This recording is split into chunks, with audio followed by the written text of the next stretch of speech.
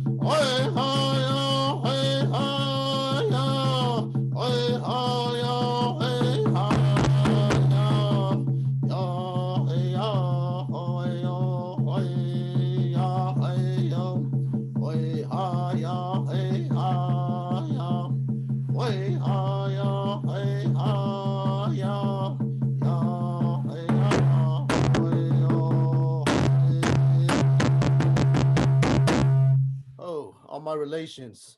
Last thing I'll say, and then I'll pass it on, is, our existence is resistance. And, people will talk about us as being formerly incarcerated and the things we've been able to accomplish as resilience.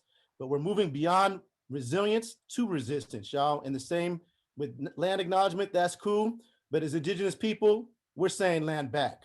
So I'll just say that much love. Congratulations to all the graduates. Peace and taco grease.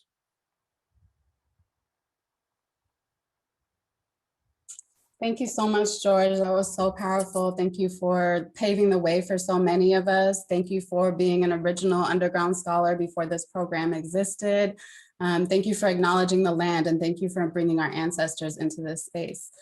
Good evening. My name is Azadeh Zarabi, and I have the honor of leading Berkeley's Underground Scholars Program.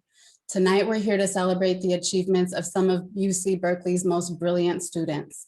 Not only have they overcome obstacles that have been systemically imposed on them, but many of them have worked hard to change those very systems. These students have already shaped state and federal policies with their advocacy and research. They have improved the university, fighting to make it more accessible and equitable for everyone. They have encouraged, inspired, and supported hundreds of students like themselves, lighting the path for them to reach UC Berkeley. To the graduating underground scholars, thank you for your dedication, your heart, and your hard work. Congratulations on this incredible achievement. We are dedicating tonight's ceremony to one of our brightest. Sylvia Bracamonte's life was taken from us less than a year after she graduated with her MSW. Since she was killed last year, we have worked with her family, the Graduate Student Assembly, and the Centers for Educational Equity and Excellence to create a scholarship in her name. On her birthday, April 30th, we announced the first two winners of that scholarship. Natalie and Frances are two incredible Latina women who truly embody Sylvia's commitment to justice, her sense of community, and her light. Sylvia, we will continue to lift your name, to honor you with our actions, and to carry your work. We love you, we miss you, and we dedicate this celebration to you. Thank you to Stormy, Sylvia's mom, who's also with us tonight. I would like to take a moment to also offer my gratitude to some of our partners who helped make this work possible. To the Stiles Hall team, thank you for being our home and for your support from the very start. To Lonnie Hancock and Senator Nancy Skinner, thank you for your partnership. Thank you, Colleen and Bob Haas, the Heising Simons Foundation, the Cabin Road Foundation, and to the Crankstart Foundation and Mellon Foundation for recently investing in our statewide expansion. We are so grateful for your support. Now, I would like to welcome UC Berkeley's Chancellor, Carol Christ, to offer some opening remarks. Thank you so much for being here with us tonight. Thank you. Dear alumni, friends, and family, I'm thrilled to be here today to celebrate and honor the incredible achievements of the Berkeley Underground Scholars graduates of 2020 and 2021. This has been a truly unprecedented year, and by sheer grit and determination, our graduates have achieved something, as George said, monumental, a Berkeley degree. Where this degree will take you and what you choose to do with it is completely up to you. And we hope to continue shining a light on your efforts and your work wherever you choose to go next. The Underground Scholars Program demonstrates so much about how true access and support services can level barriers, ensuring an equity of experience for all of our students. Its grassroots nature and connection with systems throughout the state highlights a network that makes the prison to college pipeline a reality. I stand proud of our incredible graduates and hope that you will help me celebrate them today. Go Bears and Fiat Lux.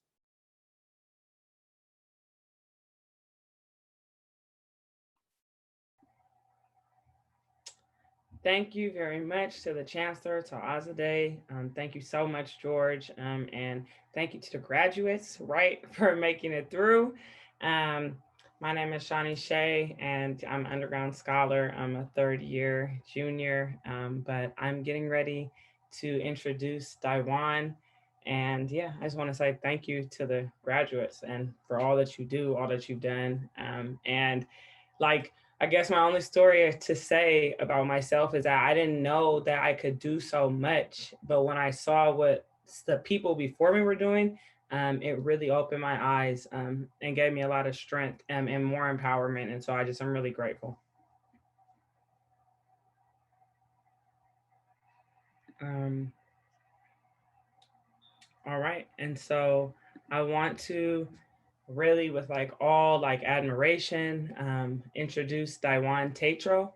Daiwan Tatro is a publicly recognized legal reform advocate and strategist who has worked to bridge the gap between policy and practice.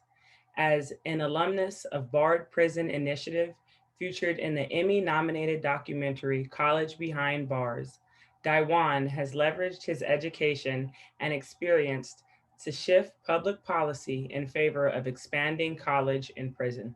He has worked on national social impact campaigns in favor of Pell restoration and to enact legal reforms at the municipal, state, and federal levels. He is an active member of the Fortune Society's Board of Directors, a skilled government affairs professional, and an experienced project manager. Originally from Albany, New York, Daiwan currently resides in NYC, where the City Council has honored him for his work in the criminal justice space. He now serves as the Senior Advisor of Strategic Outreach at the DCCC, working on a number of issues at the nexus of politics, diversity, equity, and inclusion. So without further ado, I want to introduce Daiwan Tetro, and thank you so much. Thank you for that generous introduction, Shawnee. And I've been planning to be here for some time tonight, and it wasn't until yesterday that I decided, where to begin with you all and honoring the graduates tonight. But just a little bit over less than 4 years ago, I was sitting in prison. And yesterday, I spent an hour on the phone with the Secretary of Education, aside Daniela Medina, who's also graduating tonight. Congratulations, Daniela. Speaking about the value of college. Hey, Daniela. Speaking about the value of college and prison and how we best serve incarcerated students all across this nation. And I highlight that moment because people like me, not even like us, not even over Zoom, get on the phone with people in the White House. And so the power of college and prison should never be underestimated in where it can take you in your personal lives, but also in the impact that you can have in other people's lives. And so maybe let me go back to the beginning here and speak a little bit about myself. I grew up in a single parent household in Albany, New York. I do not come from a privileged background. I went to prison at 20 years old. I was in prison, incarcerated for 12 years. Throughout those 12 years, the Department of Corrections, right? And I think anyone who's been in prisons know that the Department of Corrections is not in the business of correcting anything, did absolutely nothing to prepare me to re-enter society. I walked out of prison on August 7th, 2017. August 10th, 2017, and they handed me $40 and a bus ticket. And I went and reported to parole, and the parole officer said to me, if you get in trouble, I'm gonna send you right back to prison. In other words, that was my greeting home. However, I was fortunate enough and had been privileged enough, and I think, it's important to note that when you are incarcerated in this country, that when you've been convicted of a crime, that you come from disadvantaged neighborhoods that suffer from chronic poverty, that when you have all these things against you in the world, it is not easy to access education in this country. So I was privileged to enroll in the Barred Prison Initiative in 2014 at Eastern Correctional Facility. And I didn't know it then, but I know it now. That moment, that fateful moment, radically altered the trajectory of my life. And I remember our executive director, Max Kenner, would come in to the prison, sit in our classes and say to us, I just want you guys to know that the work that you're doing in these classes every day has an impact outside of here. That your story, that your papers, that your experience, what you're going to do with this education is going to matter beyond this semester, this year, your incarceration. And it was hard at that time, returning to a 6x9 cell every day, to take him at his word, to imagine the world that he was envisioning for us. And so my education happened incrementally and not in a moment. It happened semester by semester, professor by professor, class by class, and in concert with an amazing group of other talented and the smartest men that I think I'd ever meet in my life. And some of those men are still sitting in prison. which is a huge injustice. And so as I became more educated and became more aware, I started thinking about the ways in which I, as an individual, can play in how we change the narrative around who incarcerated people are and what they're capable of. And I remember sitting in the auditorium at Eastern Correctional Facility and watching some of my fellow classmates beat West Point in a debate. And I said to myself, I want to get on that stage and I want to do that. And I joined the debate team. And a year later, I was on the debate team at BPI, and Harvard came in against us and we beat Harvard. And that moment was the most in the top 5 searched events on Google in 2015. And so here we are 5 years later, 3 Wall Street Journal articles later, a movie under production, and people are still talking about that moment. And they are talking about that moment because it radically changed people's perception and challenged their perception of who incarcerated people are and what they were capable of. And came out of that moment and the news coverage and the media around it and said, wow, we are doing something really, really powerful in these prison classrooms every day. And not too long after that, Lynn Novick and her partner, Sarah Bodstein, longtime filmmaker, showed up at Eastern Correctional Facilities to start filming College Behind Bars. And when they showed up, it wasn't a given that we, incarcerated people, were going to participate in their film. And actually, I went to a debate practice one night, and we were supposed to be getting ready for a debate, and we ended up debating whether or not we would be part of this film. And the reason why is because most of what we see about incarcerated people in the media, it is derogatory, it is stigmatizing, it is stereotypical. And we did not want to be portrayed in that way. And so we had to sit back and assess their work and found that we respected it.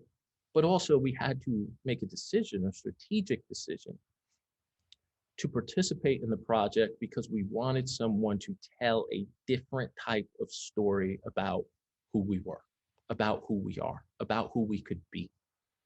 And they did that. And we shot 400 hours of footage over 4 years in the prison context. And that film came out a couple of years ago to critical acclaim and was Emmy nominated. And we went all over this country, from state to state, on a national social impact campaign to try to move the ball around Pell and restoration. We did 3 screenings on Capitol Hill in DC. I met people in places who had never thought about these issues. And I had a woman walk up to me one day and said, hey, I would have never, ever supported educating people in prison until I saw this film. And it changed my mind. So again, the power of narratives, the power of each and one of us through our educational journeys to change how people think about incarcerated people and what they are capable of. I got out of prison less than 4 years ago. And as I said, the state, and we all know this, gave me no support upon reentry. I had to get out and fight every day to survive.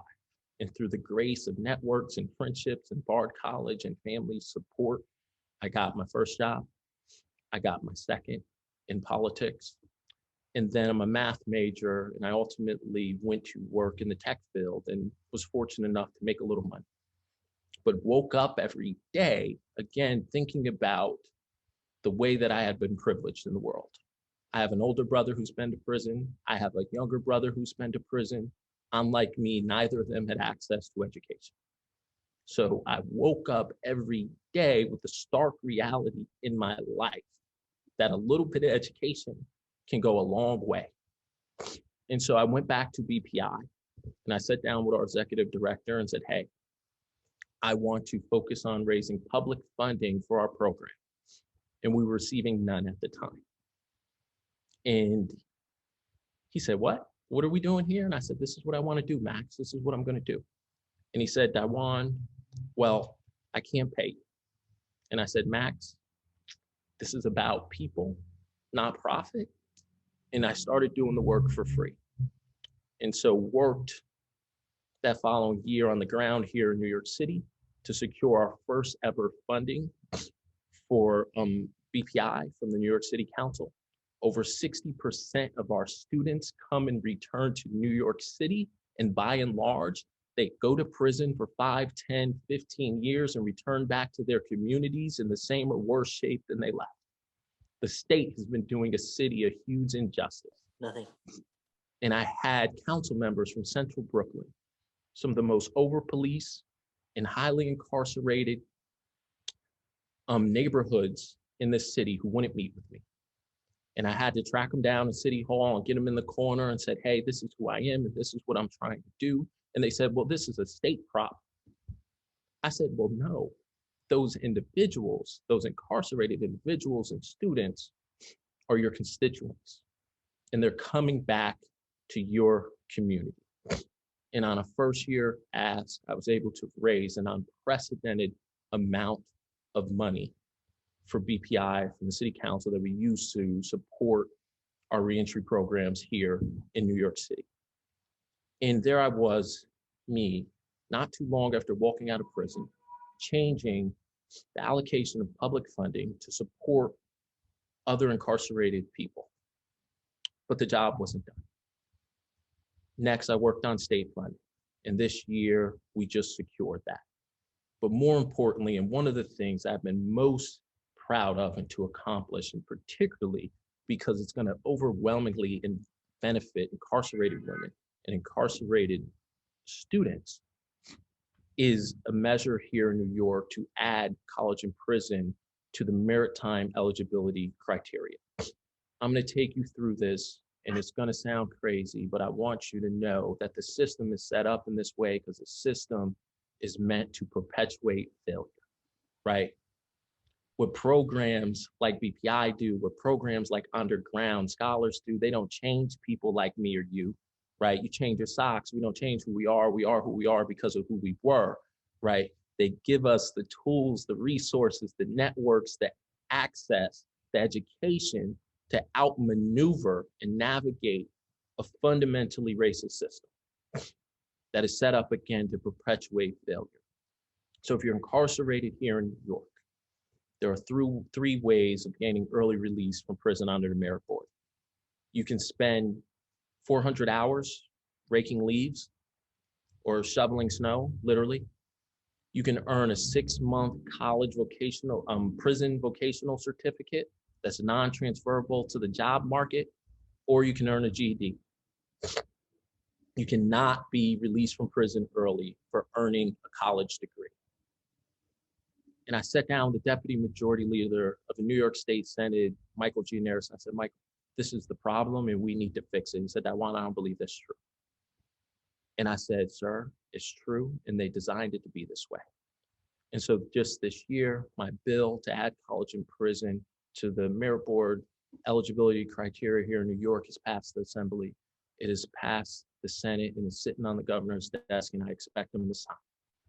Again, I got out of prison less than 4 years ago. Don't ever let anyone tell you that you can't change the world, that you can't change society, that you can't make things better, because I'm telling you this, and I'm telling you from personal experience, they are lying, right? They want you to believe that in the same way they wanted you to believe you were not worthy of an education. But you have all overcame every one of those obstacles, stigmas, and stereotypes to rise to the height of academic success. And so just this year, I recently got a new job. And I say it that way casually because it's created somewhat of a scandal in Democratic politics. Who would think that a national committee, campaign committee, would hire a formerly incarcerated person to a top campaign post. Obviously not Breitbart Media and the people on Fox News who like to caricature me every day, who are more concerned with my criticism of mass incarceration and over policing than they are with the fact that we have the highest rate of incarceration in the world, or the fact that the police are killing Black and brown people in the street and get away with it. They're more worried about my criticism and concerned with my criticism than concerning themselves with criticizing a system that is failing the American public. And we all know, I think, the history of college and prison. Prior to 1994, there were over 700 programs nationally. The 1994 crime bill stripped Pell eligibility from incarcerated people. Overnight, we went from over 700 to less than 10. It devastated the higher education landscape and further limited college access to primarily Black and brown people who have so many other barriers of accessing our education. But that moment is important in the history of mass incarceration in this country because it makes explicit what we all need to know to be true, that prisons are not here to rehabilitate, that they are here to punish. That mechanism in 1994 said we have an interest in your punishment, but not in your future. It wasn't about money. It wasn't about dollars. It wasn't about cents. It wasn't about the facts. Policymakers knew it then and they knew it now. Someone got an education in prison. They were the least likeliest to ever go back and had the most successful lives post-release. It was about punishment. That same bill stripped $40 million from Pell Grants to incarcerated people and allocated $7 billion to prison construction, enough to fund college and prison for 200 years.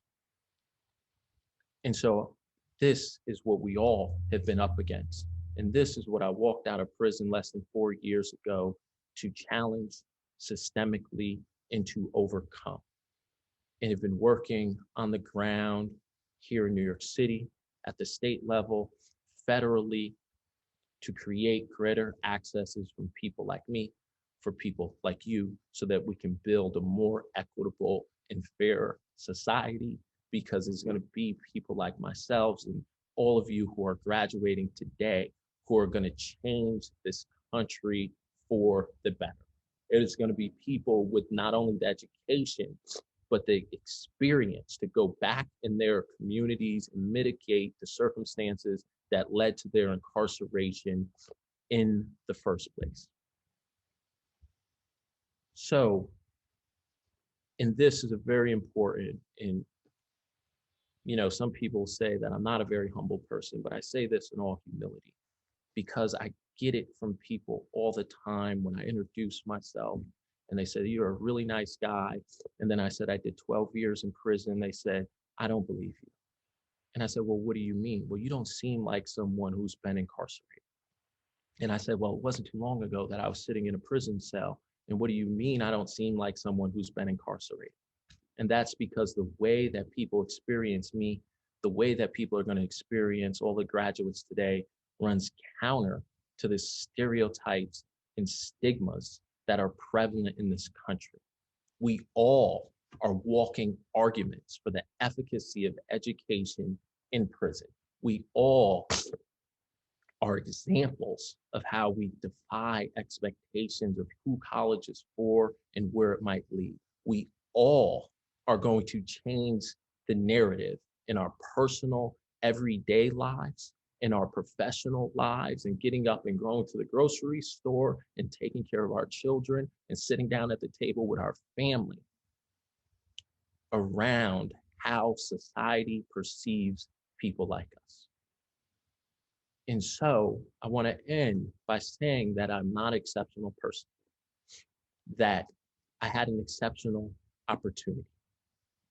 And if more people had access to that opportunity, you would have more people like me. But I said that to the Secretary of Education yesterday. And he stopped the conversation and he said, "No, I just want to tell you all that you are exceptional. So that is the tension that I think we have to grapple with humility every day in our lives, is that we've been giving a great deal of privilege, and what are we going to do with it? Because we are the exceptions to the rule, but we can change the rule. Thank you all.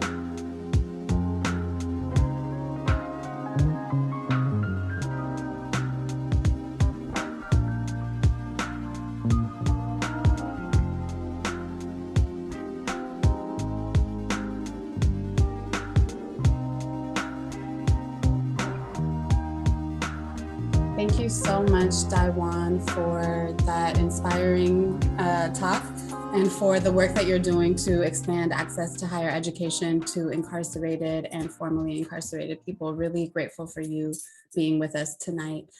I would now like to introduce Fabrizio Mejia, the Assistant Vice Chancellor in the Division of Equity and Inclusion Fabrizio has been one of the early supporters of Underground Scholars, one of the first people that was on deck helping the program, helping the students, and he hasn't stopped. He's been one of the strongest supporters of Underground Scholars and one of the strongest supporters of me, one of the newer staff members at the university. Thank you so much for being here with us tonight and for presenting our graduates. Thank you, Azadeh. It's my honor, and I also want to give a shout out to Azadeh for all her tireless work with this community and in general. Her leadership is outstanding. So I have the pleasure of introducing to you some of our graduates from the class of 2020 and 2021. And so we'll get started with some of the folks from the class of 2020. Our first graduate is Gabby Medina Falzon, who earned her PhD last year. Gabby was a tutor for Underground Scholars for a few years while she was at Berkeley, and is now an RJI postdoctoral scholar at Penn State.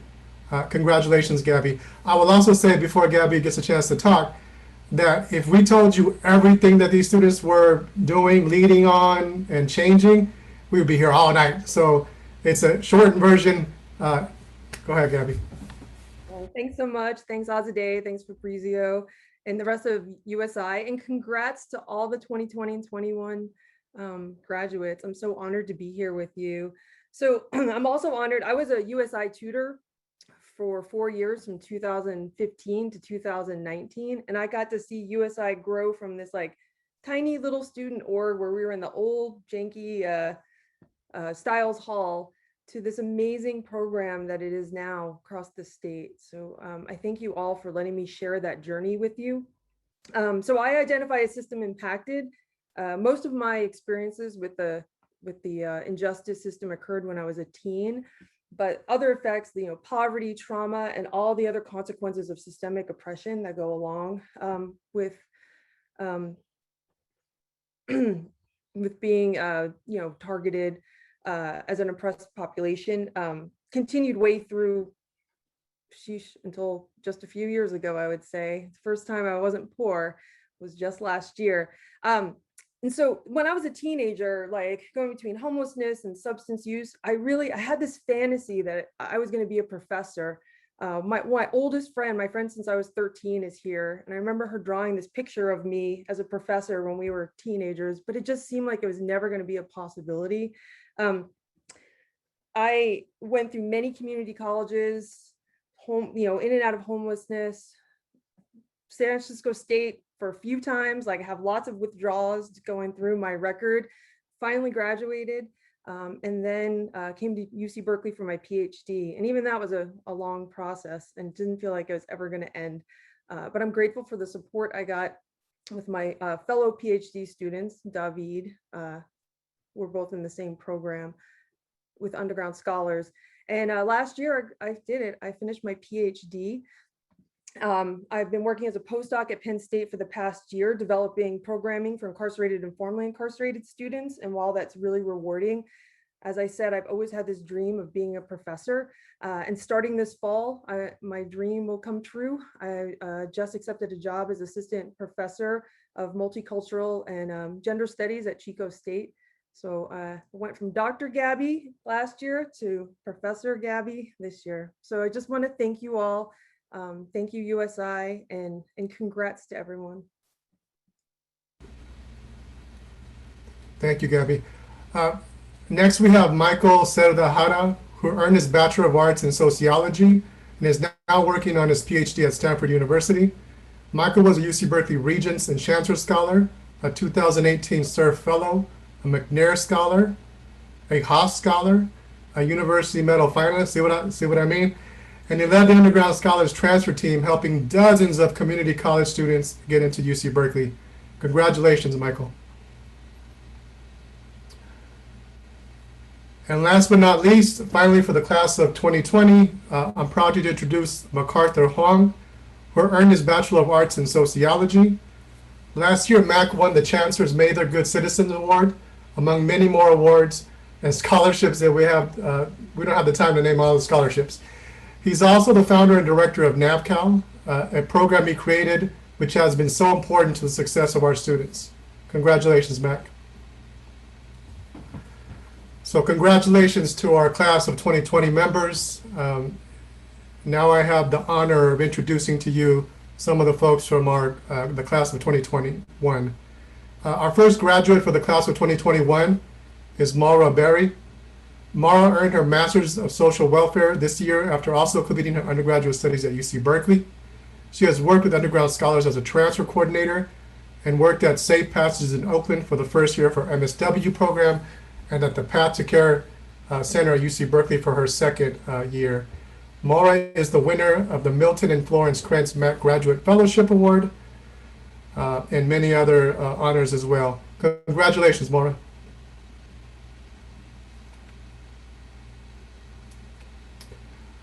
Next, we have Daniela Medina, who is graduating with her Master's of Social Welfare with a concentration in strengthening organizations and communities. She spent her second year MSW placement at Underground Scholars. She has won numerous awards and scholarships this year, and she won 2 awards from the School of Social Welfare for her incredible work. She won the Social Welfare Dean's Award for Social Justice and the Ralph M. Kramer Award for Outstanding MSW Student in the area of macro practice. Daniela is also deeply involved in the community, working with incarcerated people, formerly incarcerated, and youth towards liberation. Congratulations, Daniela.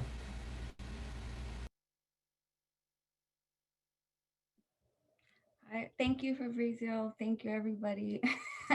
I get nervous, so I start touching everything. So first of all, I just want to say congratulations to the class of 2020 and 2021. It's such an honor to be here with you all.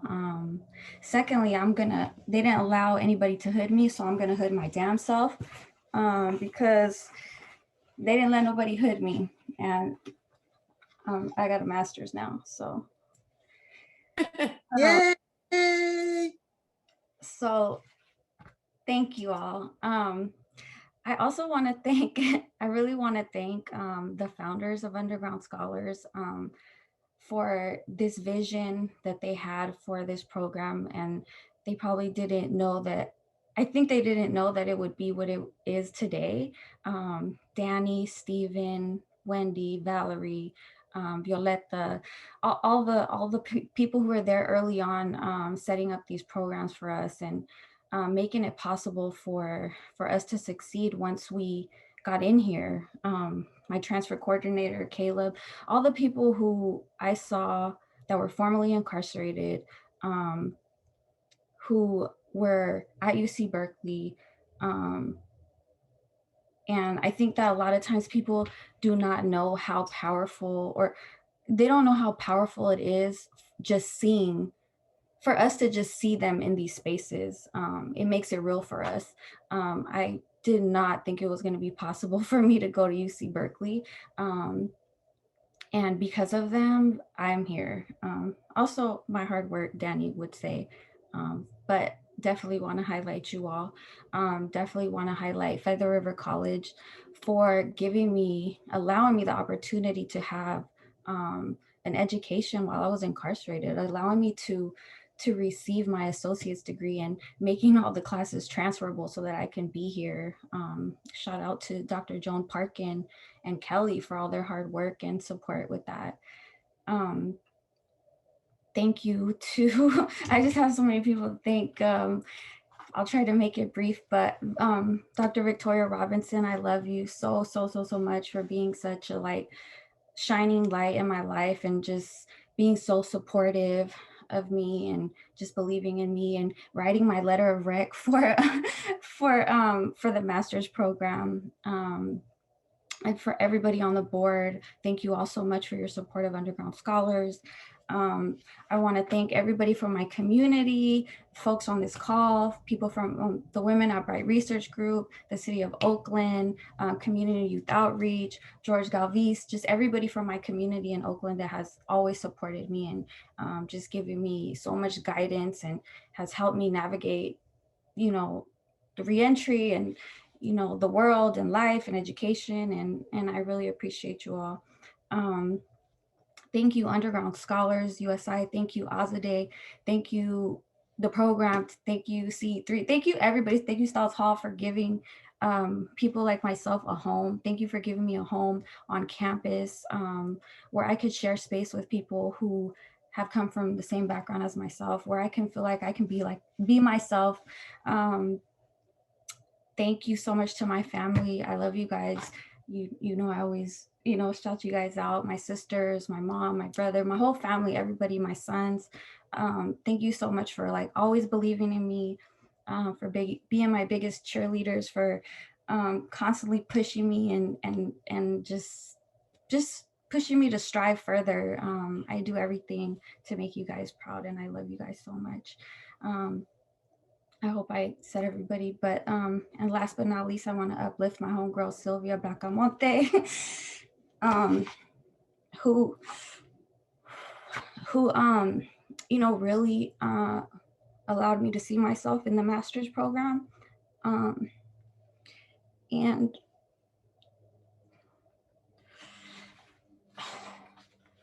I just want to uplift her name and just say Sylvia Presente, because she's going to be here forever and always, and we will always, always uplift her name. Thank you all. Thank you, Daniela. Next, we have Shalita. Shalita Williams is also graduating with her master's in social welfare. Shalita has worked with the Underground Scholars and was an MSW Black Caucus leader. She was also featured in Fight Film, a short documentary about the Underground Scholars. Shalita plans to become licensed and practice therapy. Congratulations, Shalita.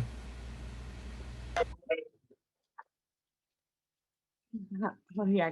I thank you so much. Oh my God, I'm so like, this is so like unsurreal. I never, like Daniela said, like this is the place that I never thought I would have been at least 20 years ago. I thought I should have been like statistics up under a bridge, somewhere overdosed on drugs, in jail for the rest of my life. I mean, I really didn't think that this would have been a place for me. And coming being a 15-year-old teen mom, and just like I thought, I don't know, like I don't know what to say. I'm so sorry, but I want to thank everybody that has been there, that has supported me, my family, especially my auntie. I thought I was too old to go back to school, to be honest. I started back going to school when I was like in my early 30s, and I thought at 30s it was over for me, but I have a marginalized background. I didn't really know too much when I started community college. So, I just like, oh, I'm too old for school. It's over, But, I seen my auntie, and I seen that it's never, as long as you're alive, it's never too late. Like my friend, Miss Jules, she's very inspiring to me also. And then I have my friends that support me, that's here with me right now. And I love them to death.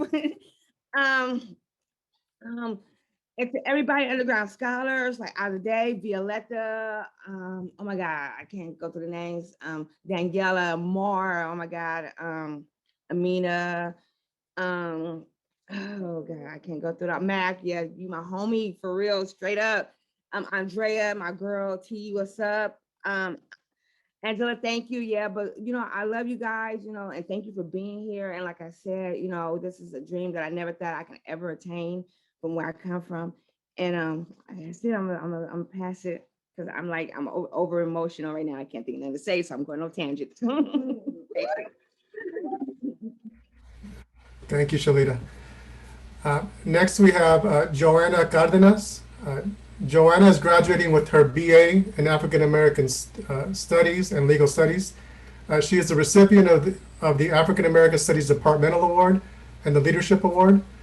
Joanna was admitted to the University of Michigan, NYU, and UC Berkeley for a PhD, and she has chosen to complete her PhD at UC Berkeley's Department of African American Studies. Great choice. Congratulations, Joanna.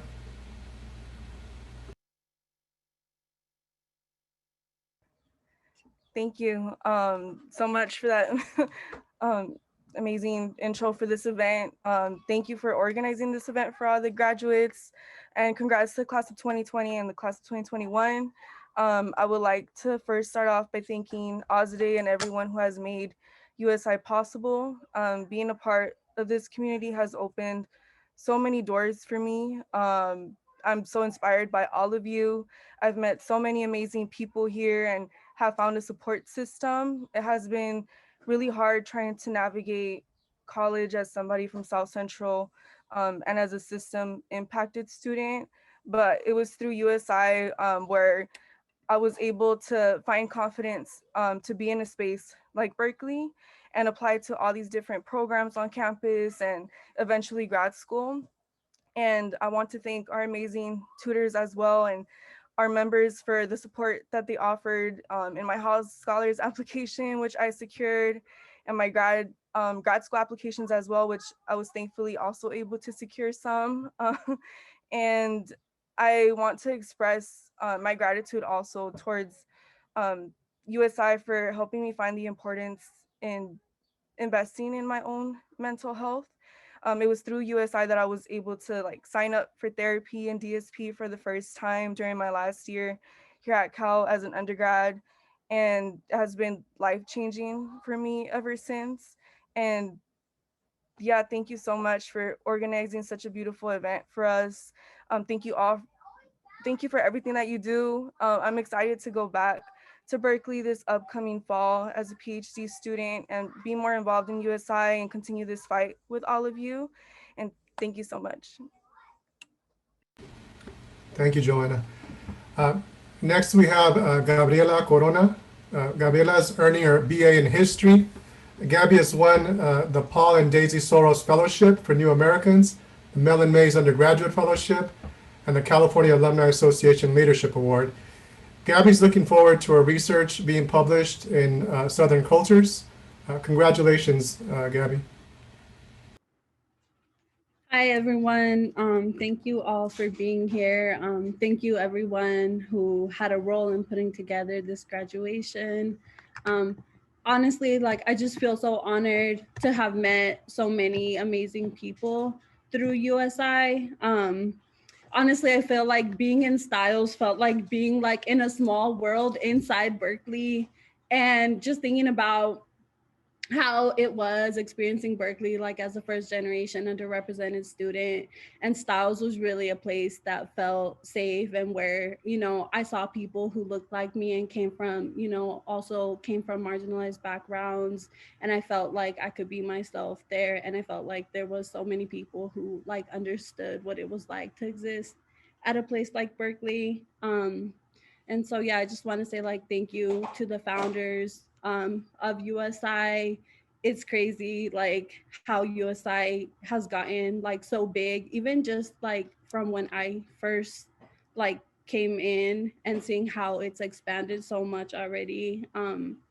Thank you, Azadeh, for all your support. I was in the healing justice class that Azadeh facilitated, and I think you could just tell that in underground scholars, people like care about other people, like what Joanna mentioned, you know, about DSP and mental health services. I think that that is such a valuable part of USI, just the way that people actually care about each other and people care about, you know, each other's well-being. um, yeah, and so I'm just really excited to have met everyone in USI and always hearing about like all the cool research projects, all the cool community initiatives and everything. Like everyone in USI is doing something like so cool and so inspiring. Um, and so, yeah, just looking forward to the future. And I know that we're all going to use these degrees to help change things and to help build life affirming institutions and to move towards a society where, you know, we don't have to experience the things that we do now with the criminal legal system, policing, capitalism. So thank you all. Thank you, Gabby. Next, we have Andrea. Andrea M. Crawford is earning her BA in Legal Studies. She is a UC Berkeley Fireball Scholar and an advocate for educational equity and neurodiversity. She will continue her research and advocacy on neurocognitive variability with a particular focus on autism, ADHD, and African American children. Congratulations, Andrea. Hi, everyone. Thank you. Thank you for this opportunity to be a part of Underground Scholars. Thank you, like everyone say, to Azadeh and to Underground Scholars for just being here in Styles Hall. And I miss everybody and I miss the space. And I just want to say, as a systems impacted person and a systems impacted mom, that underground scholars literally saved my daughter and my relationship. And I'm so grateful to you guys. And it taught me how to understand what it's like to be incarcerated and to be more respectful of the situation and want to advocate more for people before they get to that space. And so that's why I'm focusing on the ADD and ADHD and autism, because I want to make sure that we have things in place before we get to this place. But I just want to say, like Aaron and Mac and things like that, you guys just personally took that time for my daughter and I, and just for us to be a part of Laney and be a part of Rock, and part of I was part of Laney and part of Merit, like Street Scholars with Roger and Ali back in the day when we started working on, food insecurities. And, one of our things was hot lunches, and I was the older parent that kept saying nobody wants to just eat sandwiches. So we were able to get like meal vouchers where we could get hot food. So, I just want to say thank you. And I could never put into words that saving my mom and daughter relationship with my daughter, I could never put the price on that. So thank you to everyone. And I appreciate you all. Thank you. Thank you, Andrea. Next, we have Sammy Gilmore. Sammy is earning her BA in social welfare. She's been a coordinator with our Incarcerated Scholars Program for a few years, co-director of Teach in Prison, elected leader of Underground Scholars Initiative Student Org, and a Haas Public Service Leaders Fellow, among many other leadership roles. Congratulations, Sammy. Hi. Yes. Hi. Sorry, I'm a little bit nervous. I apologize, but I just want to express how grateful I am for this opportunity to have time to share a little bit about ourselves during our graduation. It's a really important time in our lives, and it's not something we get to do normally. So thank you to Azadeh and USI. I have lived an interesting life. I struggled with addiction and mental health. I've lived on the streets for a period of time. I've been to jail. I did 7.5 months in solitary, and education is something that really helped to change the path that I was on. And one of my friends told me it's corny when I say this, but education has really changed my life.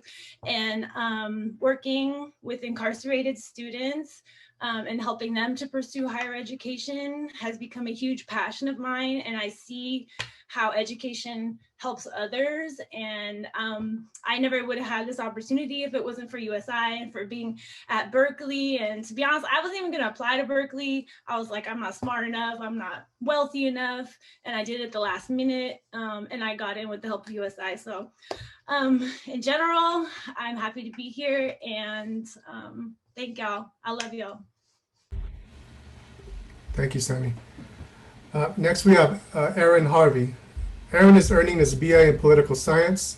Aaron was co-chair of the Underground Scholars Initiative last year. He worked as a transfer coordinator for Experience Berkeley and a lead transfer coordinator for Underground Scholars. Aaron was an Elder Freeman Policy Fellow with Legal Services for Prisoners with Children. Aaron will continue working with Underground Scholars to strengthen our recruitment efforts and support other UC chapters with developing their own transfer programs.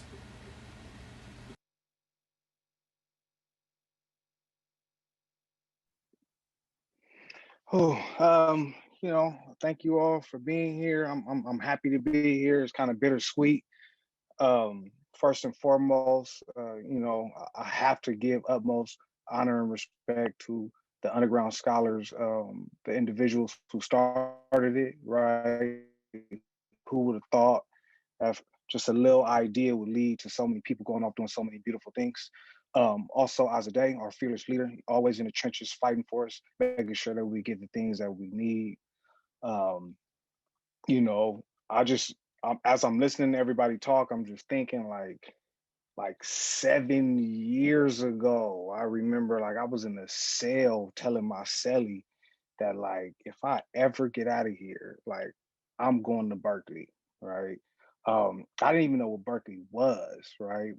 But it was just a commercial that would come on that kind of gave me hope. I stuck to it.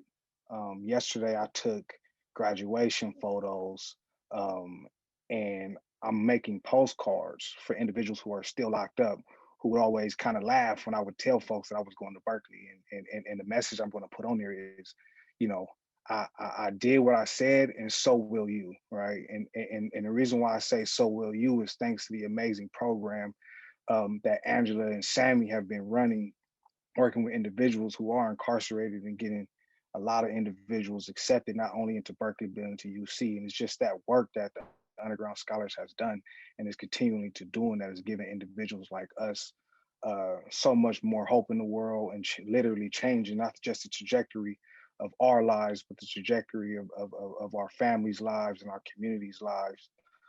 So I'm just so grateful to have been in these spaces. Thank you to the folks at USI when I was balancing my student parent, parent life, and my daughter was running around Stiles Hall.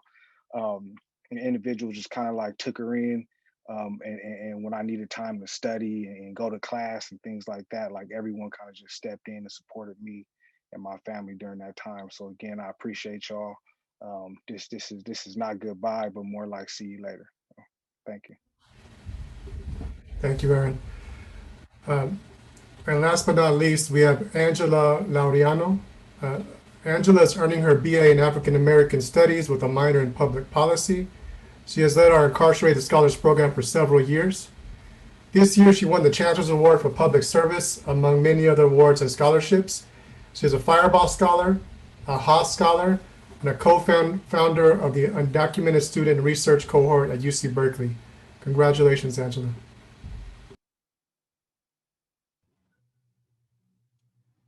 Hold on, I'm trying to, oh, there you go. I don't know, I'm emotional today listening to y'all because I could remember when I came in as a freshman, the first time I ever left Compton to go anywhere else. It's making me emotional just how time flies. Like looking back at myself then, like I was, afraid, like I had just left everything I've known. Walking onto a new campus, and I started working with Underground Scholars right away. When I was doing Summer Bridge, I got introduced to Froggy, Caleb, and a bunch of folks that were already here doing the work. And I asked them how I could get involved. I just walked into Styles when it didn't look like how it looks today. And yeah, they gave me the letter writing to do. And from there, I just took it up under my wing and I built it to what it is today. Thankfully, we have it to where like it's volunteer based and people can get units for doing work with us. And, we have a database now. It's a lot more structured than Apollo Letters when I first came here. And I'm just thankful, to the people who helped me, like when I first got here, such as like Caleb and Froggy, and the people who helped me along the way, because I know that like even though I was quick to absorb everything like a sponge, I wouldn't have done it without them to win all the things I've won and get into all the programs I've got into.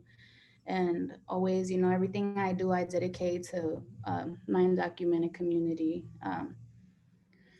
because every time I come back home, I'm reminded how far I'm actually making it. Because like I just be up here and we think it's just regular, but yeah, when I come home and I'm cramped with like 13 of my loved ones in the same struggles we've been in, it shows me how far I've come. And also I dedicated to my incarcerated loved ones, my partner that I've been with since I was like 16, the homies that I still talk to every day. They keep me grounded in all the work I do. I do it all for them. And I'm excited to go into my MPP this fall, and, keep doing that and keep working with keep working with scholars, to keep giving voices to the voiceless. It's also like I thought about the other day, it's kind of profound that, undocumented people can't vote, but at least, I'm going to get my MPP and impact policy that way.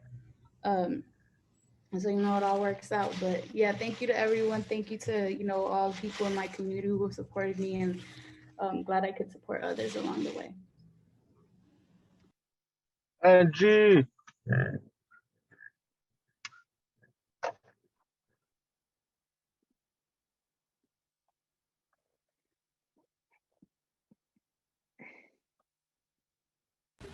And with that, I'm going to turn it over to T.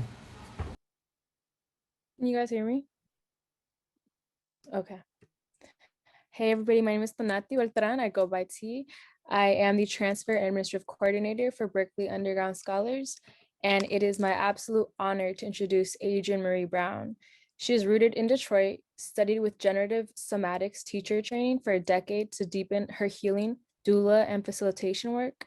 She was part of the Black Organizing for Leadership and Dignity team at the intersection of political education, community organizing, somatics, and Black love.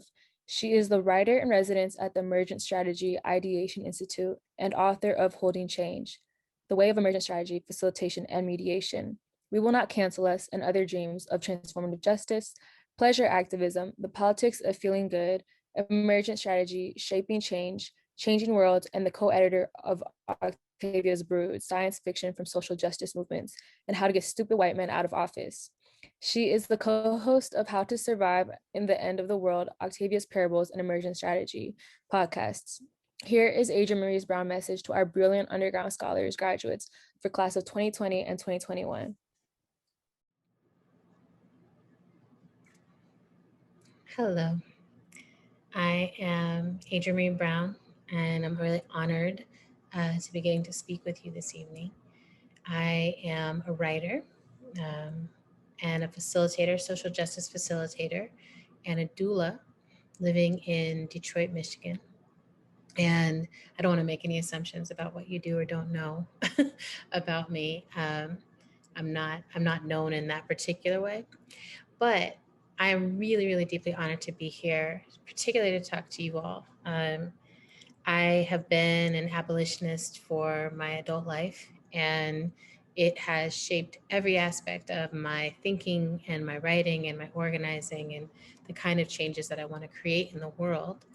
And I hope that what I want to offer you tonight will be of use to you as you are doing your work of abolition, which is that self-abolition work, that ending the prisons, ending the systems that are trying to hold you captive, moving beyond those systems, reclaiming your humanity. I want you to know that I see you in your humanity, and I am very excited that I get to see you in your humanity. I'm very excited that I get to share with you what I have learned, what I have seen, a little bit about life, a little bit about love, a little bit about change and how change happens, why change happens. So I'm 42 years old, and I have been involved in movement work, trying to change the world in some way since I was 17. I landed in New York City for college and pretty quickly was politicized. And I'd already had some experiences before that, where I was raised in a military household. And so one of my earliest memories is writing an essay about how bad uniforms were, and how no one should ever have to wear a uniform, how dehumanizing it is that people would have to wear a uniform. And I always had this part of my spirit, this part of my heart that was looking at systems and figuring out why are these systems trying to contain my aliveness, my wholeness, my being. That started very young. And so by the time I got to college, I was really ready to be politicized. And, perhaps you all, have an experience where you felt like you were politicized before you made it to school because of the conditions that you were in, because I would imagine that incarceration is an incredibly politicizing event in your life. It's a place where you have to make a choice. Am I going to believe what this system is telling me about myself? And am I going to believe the edges of this cage are the boundaries of my life? Or am I going to believe myself to be a whole human being who has the right to make mistakes, who has the right to recover, who has a full range of innocence and harm doing and all the other things? And am I going to allow myself to be limitless in the kind of changes that I make in myself and others? For me, that's politicization. Politicization is when you recognize that you can be liberated in any condition, and that the liberating behaviors are the ones that you do yourself. So for me, the experience of college was, there was exciting stuff happening in the classroom. I will not lie. I loved being a student. I loved getting to learn from people who had been where I wanted to go. I loved getting to debate with people who I was like, I don't understand how that's your worldview, and learning in that process. But for me, I mostly came alive when I was organizing, when I was with other students who were trying to figure out what are all the systems of this massive world and what can we do within them to create change.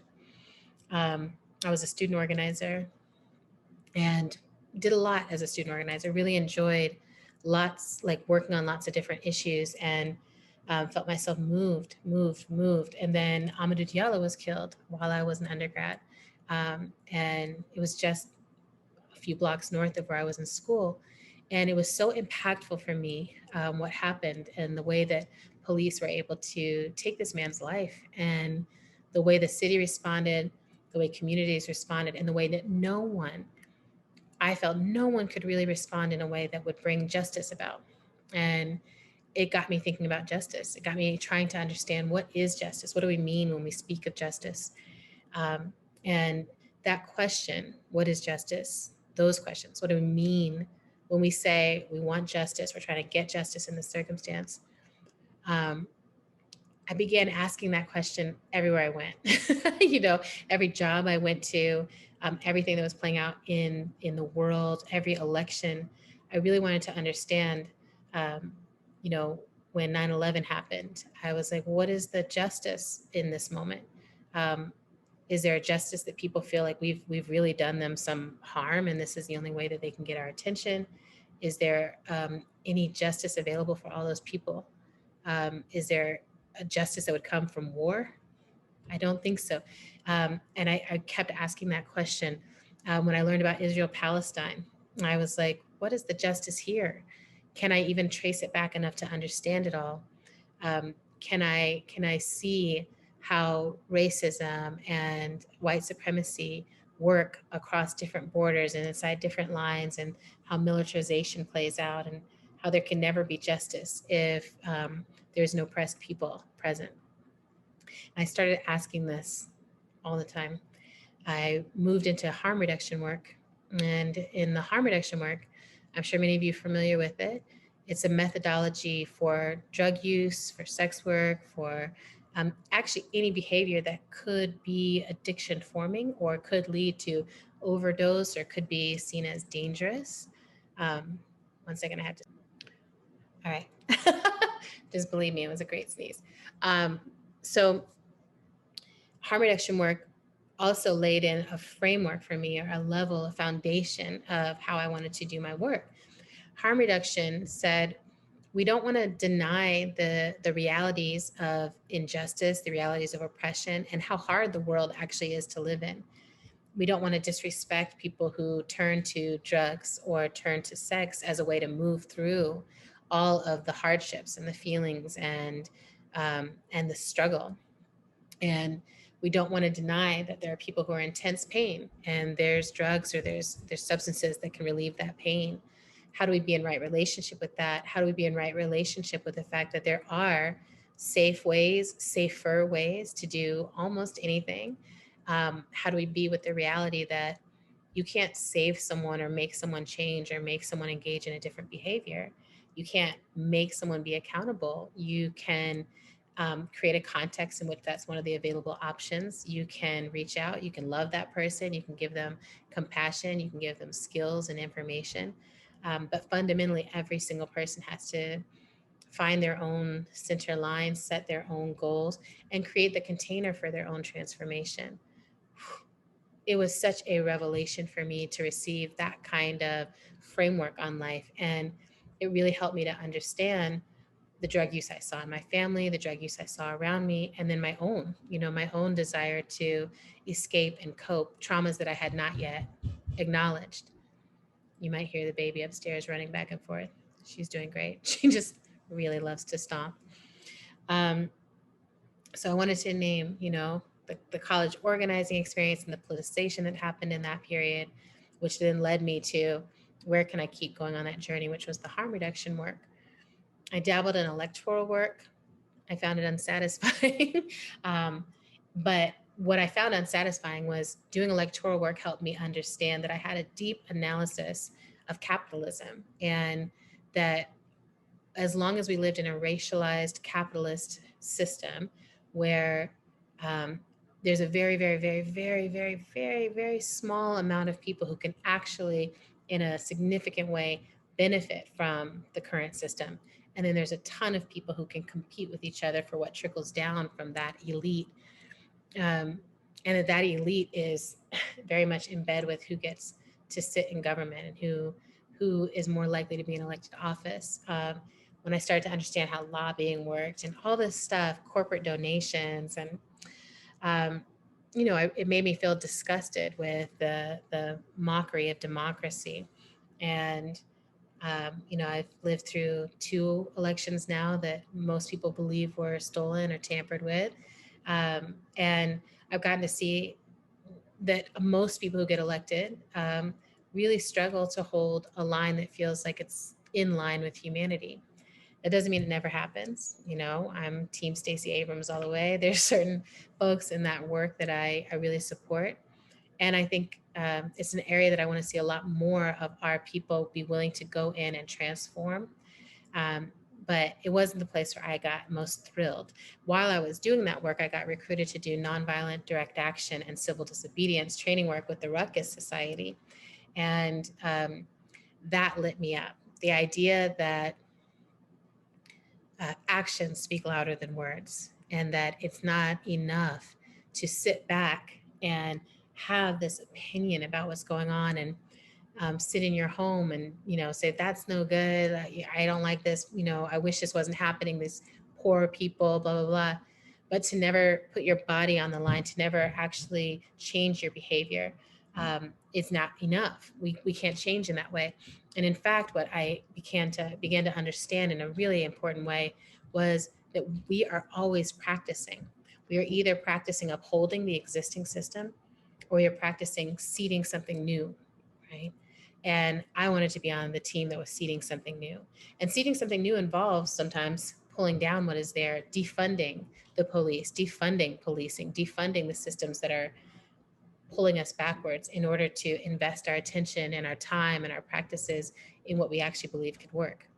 So that work lit me up. I felt it was super exciting. And I met a lot of people there who helped me, again, keep deepening into my understanding of how all of these things are so deeply interconnected, that the world that we live in, this earth, which is the most precious home for us, it's the only one that we know we can live in, live on, live with, that we have gotten out of right relationship with her. Most of us have gotten out of right relationship with her.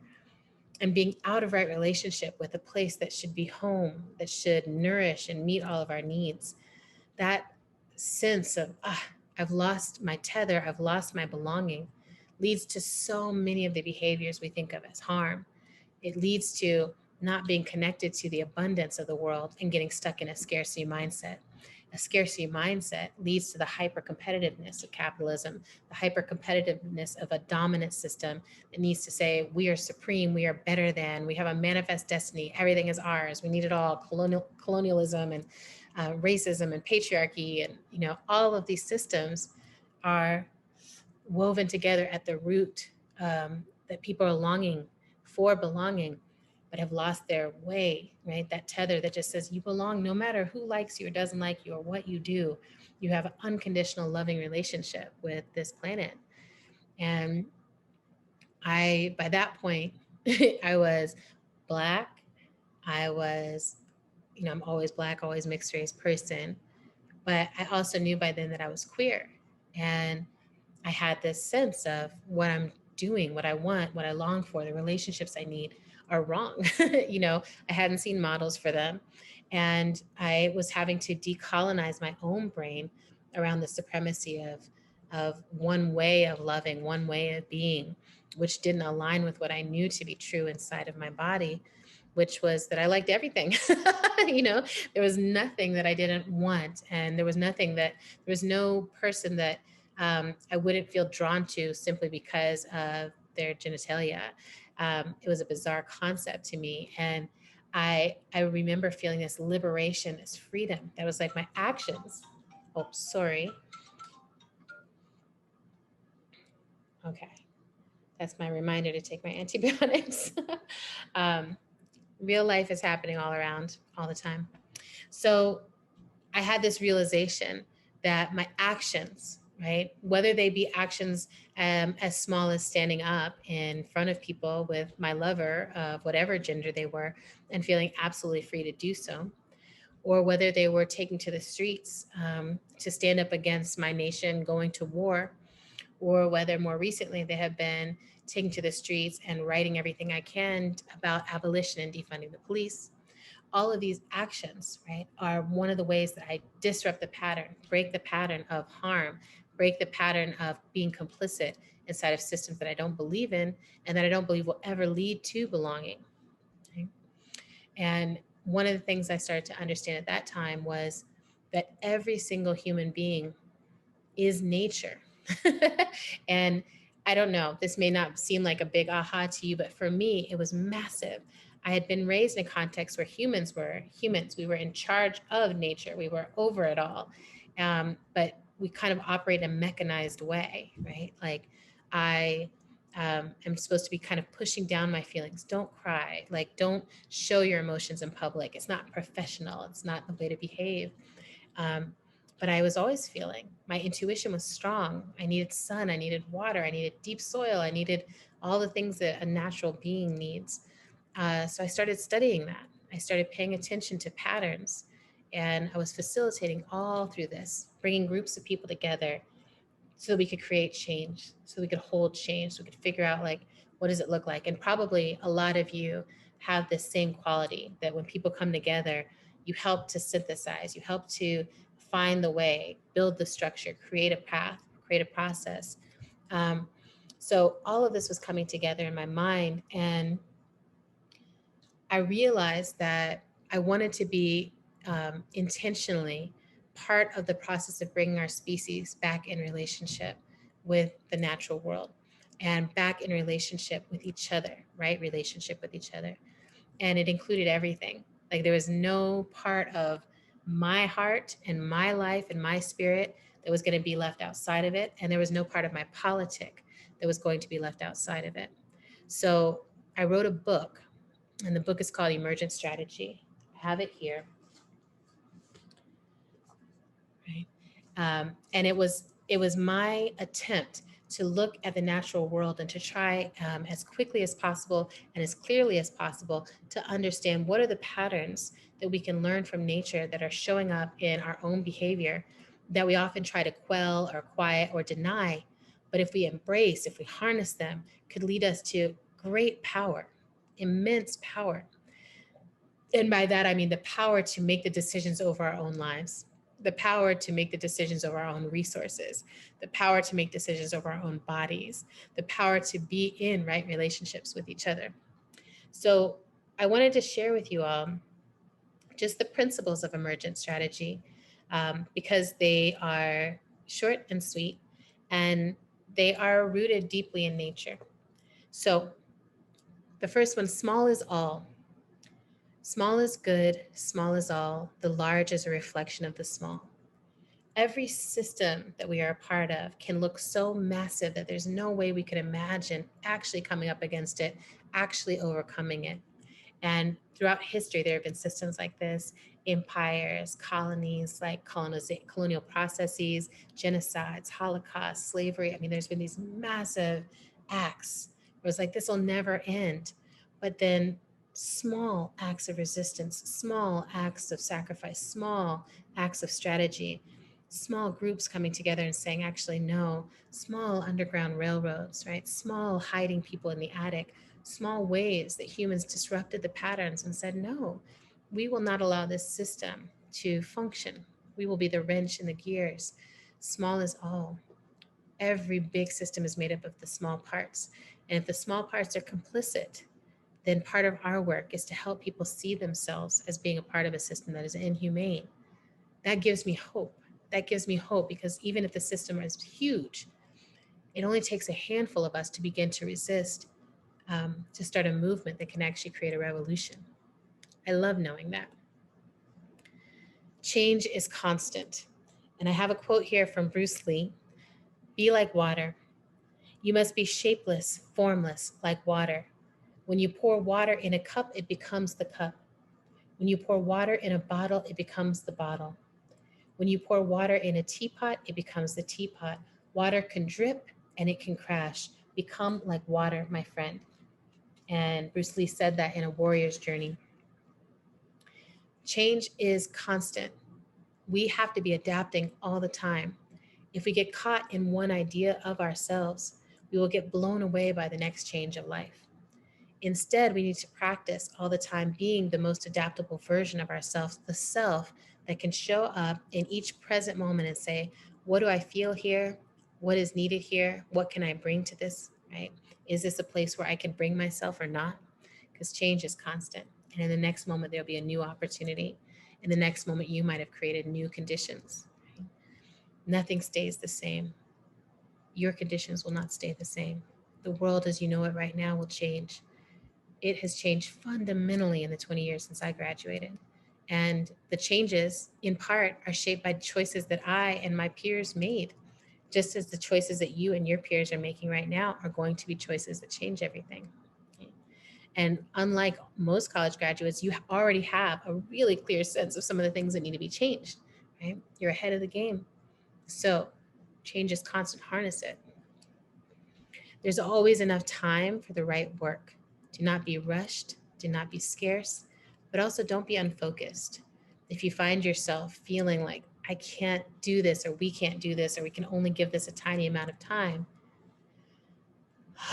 take a deep breath, right? Recognize that there is something here that needs your particular attention.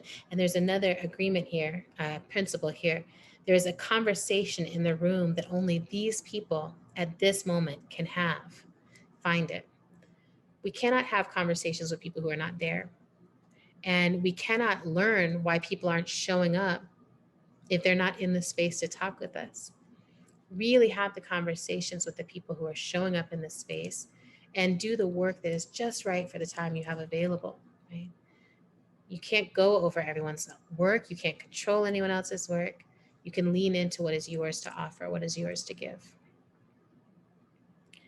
Never a failure, always a lesson. I love this one. Rihanna has it tattooed on her clavicle. And what I find to be at the root of it is what I think of as transformative justice, right? So punitive justice, system we are all familiar with, system we have all been completely conditioned into, that when someone does something harmful, when someone does something bad or is accused of doing something bad, we punish that person. It starts very, very young, right? We spank kids, we yell at kids, we put them in timeout, juvenile detention, suspension, detention, right? And then that becomes the prison system. And that becomes, even in our interpersonal relationships, we're constantly punishing each other. Now, cancel culture, it's like we're shaming each other and harassing each other. And there's so many ways to punish each other, and we are swimming in that water. But then there are ways to restore, and there are ways to transform. And restorative justice and transformative justice say, this does not have to be a failure. This can be a lesson. If we do not learn from it, then it can be a failure, it can be a tragedy, it can be struggle and suffering, and that's it. But if we can learn from it, if we can turn and say, what is this? What is the lesson inside of this? What did we do here that we don't want to do again? And what did we miss here that we want to make sure to center next time, right? How do we learn? How do we learn? And how do we learn with the humility to know that we will keep learning? That the lesson we learn will not be learned one time, but many times, right? Never a failure, always a lesson. The next one, oh, actually, let me take a sip of water.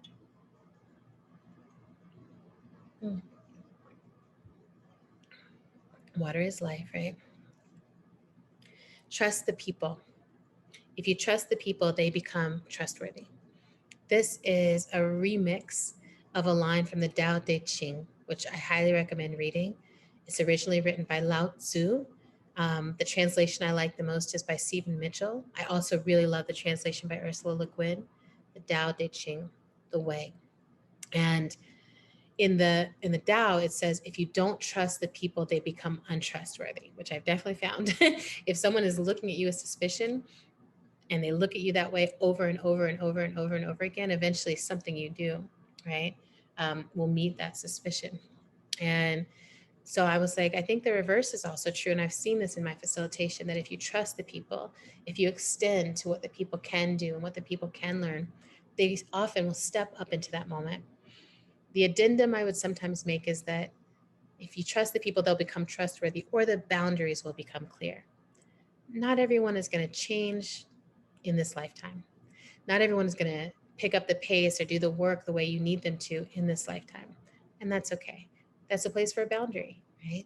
But for the most part, most of us, when we can feel that someone is trusting us, is seeing our best self, is seeing our potential and our possibility, we grow to meet that, right? Because we all actually want to be a great version of ourselves. We all can feel inside of ourselves that sacred seed that was only given to us. We all know that with water and sun and the right conditions, we will bloom. And some of us may have an idea of what that bloom will look like. And some of us are like, I don't know. I can just feel that it would be really powerful and really impactful. And what I want to always do is let trust be the water and the sun that I'm offering to anyone that I'm holding in a change process, and anyone I'm interacting with, and my loved one, the children in my life. I'm trusting, I'm offering that trust, I'm extending that trust. So the next principle that goes with this so beautifully is move at the speed of trust. Move at the speed of trust, which often people are like, what? That would take forever. And I'm like, yes, we have trust issues that can take a while. But what I've actually found to be the case, especially doing organizing work with people and doing nonviolent direct action with people, is that at first, at the beginning, the pace of trust is slow because we don't know each other. We're learning each other. We don't understand what each person is like under pressure, or how they are in debates, if they know how to fight fair, if they know how to speak up for what they actually need, or they wait till the last moment right before we're going to make a decision to be like, hold up. We got to learn all that stuff about each other. So as we learn those things, the pace of trust actually speeds up. You know this if you've ever worked with a group, that eventually you can get to a place where you finish each other's sentences, or you don't even have to go through a whole consensus process. It's just like, we like this? Yes. Is it 100%? Yes, right? I love working at the pace of trust when we trust each other. It feels so efficient and sacred to me. Like we are moving as an organism that has many parts that can work really well. So if you are creating spaces where you want to move at the speed of trust, some tips. One, focus on critical connections more than critical mass. So often when we're movement building, we're like, how do I get the biggest numbers possible? Because we're up against the biggest systems. And it feels like the only way to fight the massive is with our own massive. But the argument that I make for moving at the speed of trust and actually being able to build something that lasts is that you want to focus on the critical connections. If the connections are not critical, then any pressure will break them apart. And we see this all the time. We get 1 million signatures on a petition, right? But when it comes time to actually move that petition onto action, we don't have 1 million people showing up. We did not build the critical connections. We did the bare minimum of engagement. How do we actually build relationships, right? I think of the Zapatistas as a model for this. How do we build relationships where we are actually building a critical connection of shared vision, right? So that even if something happens, right? Even if our leader is taken out, even if there is a drama or a crisis that happens amongst the people who are leading us, even if the economy, I live in Detroit, it's like the economy falls out every so often when it wants to, and it has massive impact. Even when those things happen, our vision is shared and it's intact, right? And we can continue to move on because we have critical connections with each other rooted in that vision. And the other piece is you build the resilience by building the relationships. So it's not just saying, do we all have a shared analysis? Do we all have the same facts and the same information and data? You want to ask yourselves, do I know who you are and what you care about? Do I know how to have your back? Can I tell when you're overextending yourself? Do I know what your dreams are? One of the things I see happen so often in movement is we're moving through things, going through the motions in service to philanthropy or in service to a deadline, rather than in service to the relationships that brought us into the work in the first place. The relationship to change, the relationship to vision, the relationship to each other, to wanting to be in a community that actually held each other down and had each other's backs. So if you're in a group and you're like, we want this group to be strong enough to actually transform the world, get the relationships together.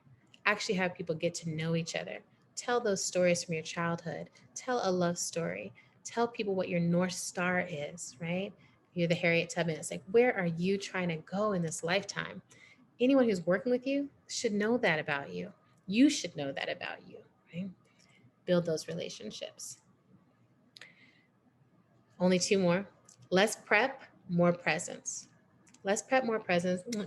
This one will save your life because it will literally save so much time in your life. This doesn't mean no prep, all presence, but there is something fundamental about being able to trust in your own knowing and trust in your own experience. I wrote this because I often see people show up to give a presentation or to a class or to an organizing meeting, and they haven't gotten any sleep. They spent the whole night preparing some amazing PowerPoint, and they get up and there's just a depletion energy in them, right? Or people show up and they're knocking on doors to get people to come out and show up for the community. And you can feel that they're overextended, that they're zapped, that their energy is low. And it's not a compelling invitation, right? It's not a compelling invitation. More presence. How can you actually find yourself in the present moment? Embody yourself fully. Let your life force be present, front, and center. Trust that you actually know what you have lived and what you have learned. And if you don't know it, it's not yours to offer. It's not yours to teach, right? Someone else will pick that lesson up. You can only live inside of your experience, inside of your own knowing. Yeah. So that offer, and then the final piece, which is perhaps the most central one, what you pay attention to grows. What you pay attention to grows. If you put all your attention on how powerful someone else is, you keep reinforcing that power. We do that all the time.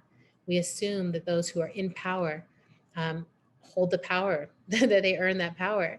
When we begin to challenge that, when we begin to say things like, the police should not hold this power. We want to defund these people. We want to put our attention on what are the solutions beyond this carceral system that has not worked after 250 years of experimentation, and it has not ended cycles of harm. It's actually created more cycles of harm.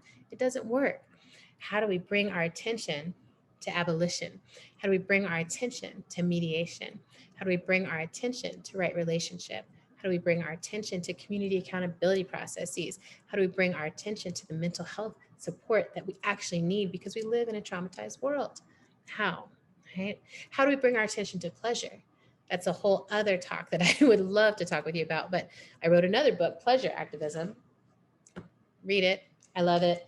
I love this idea of bringing our attention to reclaiming the pleasure that is our right in this world, even in the face of oppression, especially in the face of oppression. We are all wired for pleasure. And if anyone doesn't believe that, it's because you have been trained out of your own power. I also recommend reading The Uses of the Erotic as Power by Audre Lorde. But what you pay attention to grows. And you are all here graduating right now because you brought your attention to your own path and you grew it. You brought your attention to your own reclamation. And here you are having reclaimed so much of this journey for yourself, right? You are in charge of what happens next. Bring your attention to the thing that only you can manifest because there's some piece of this puzzle that you alone hold. As you move out from this space, I wish you well. I wish you peace. I wish you health. I wish you wild, mad love. I wish you deep passion. I wish you abundant compassion. And I wish you so much care flowing towards you and flowing from you into the world. Thank you for spending some time with me. I probably love you. And I'm available through my books, through my writing, through my work. I'm always trying to channel other writers and other thinkers. So if you like what you heard here, go read Audre Lorde, read Toni Cade Bambara, Read Octavia E. Butler, read Miriam Kaba. There's so many thinkers out there, dreamers, Grace Lee Boggs, people who have transformed my conditions. And we all have many rivers flowing through us of knowledge and wisdom and questions, right? So find the best questions, answer them with your life. Thank you so much.